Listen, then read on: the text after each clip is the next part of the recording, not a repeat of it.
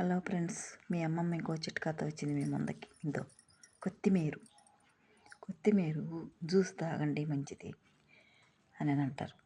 అవన్నీ మనం చేయలేం.